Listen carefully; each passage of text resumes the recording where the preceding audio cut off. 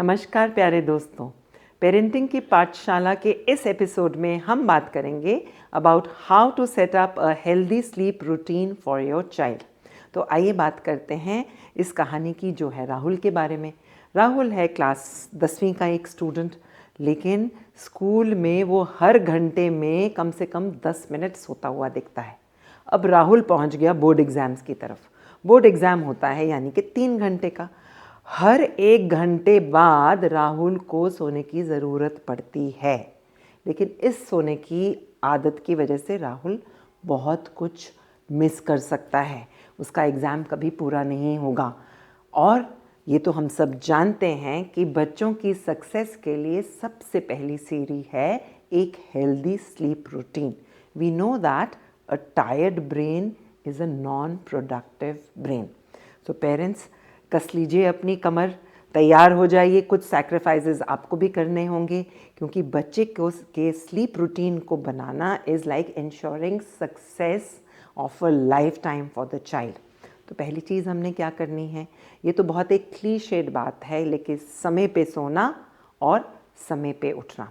तो sleep routine के लिए ये बहुत ज़रूरी है कि बच्चे के सोने का टाइम और उठने का टाइम एक नियम के अनुसार होना चाहिए।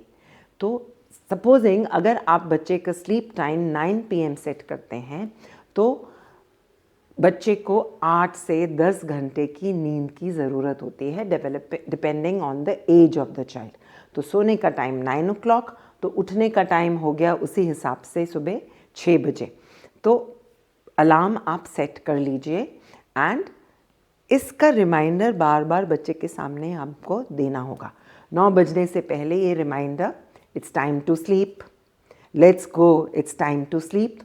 तो सोने के टाइम से पहले ही बच्चे के दिमाग में ये आवाज़ आनी शुरू हो जानी चाहिए, इट्स टाइम टू स्लीप। तो ऑटोमेटिकली वो रिमाइंडर बच्चे के ब्रेन में सबकॉन्शियस लेवल तक धीरे धीरे पहुंच जाएगा। स्लीप टाइम से पहले pre sleep activities are very very important. मतलब क्या, अगर बच्चे ने 9 बजे सोना है तो जाहिर है कि 8:30 बजे अगर बच्चा खाना खाएगा तो 9 बजे बिल्कुल नहीं सोएगा। तो सोने से पहले कम से कम 2 घंटे पहले बच्चे को हमने खाना ज़रूर खिलाना है। And some pre-sleep activities, it can be in the form of a deep relaxing bath, soft gentle music, reading a bedtime story to the child।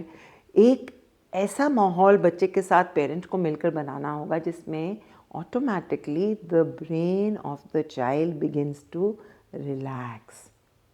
Taking a hyperactive brain to a relaxation time is important in the pre-sleep activities for a child।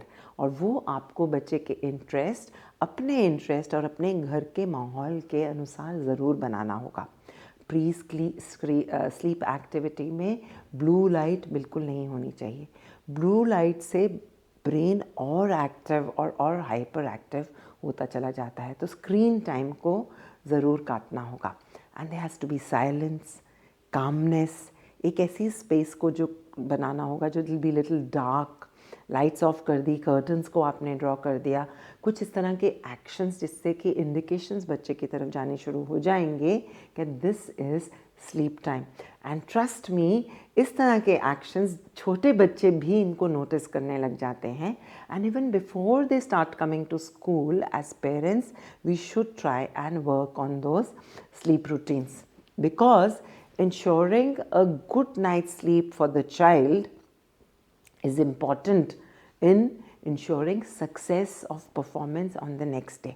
और क्या कर सकते हैं, कुछ sleeping postures होते हैं, कुछ ऐसे बॉडी पॉस्चर्स जिसमें बच्चे कंफर्टेबली सो सकते हैं, उसको बच्चे को आप प्रैक्टिस करवा सकते हैं।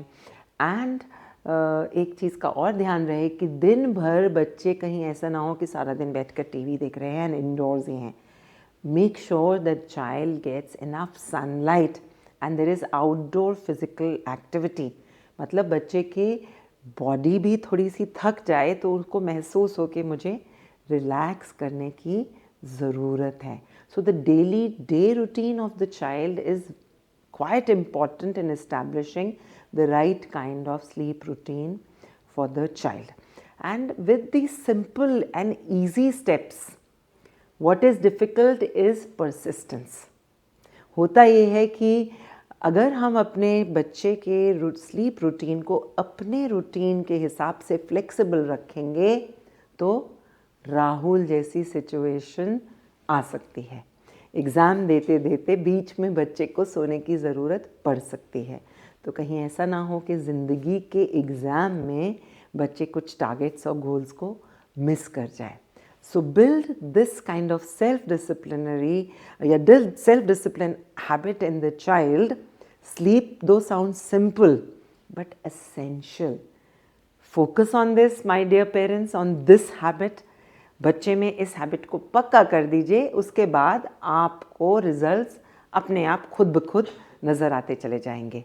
सो keep tuning in to parenting की Pathshala for more stories, more insights in to building healthy routines for the child, and do like, share and subscribe this video, and add in the comment box के आप क्या करते हैं अपने घर में जिससे बच्चे का रूटीन और बेहतर होता चला जाता है।